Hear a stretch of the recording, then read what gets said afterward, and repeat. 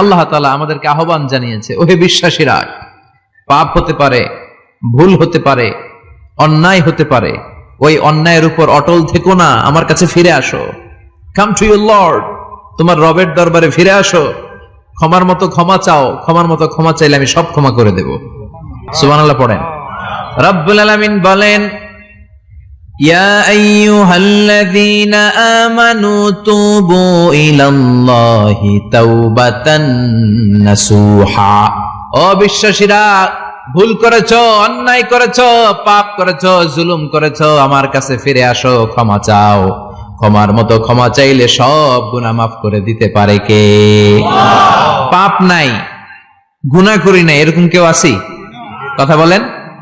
কত পাপ করছি, কোনো হিসাব আছে? পৃথিবীর কেউ না জানলেও জানে কে? পৃথিবী না জানুক আমি তো জানি, আমি কি পাপ করেছি হায়। আমার পাপের করলে বিচার, বাঁচার আমার নাই উপায়। দয়াময় প্রভু মাফ করো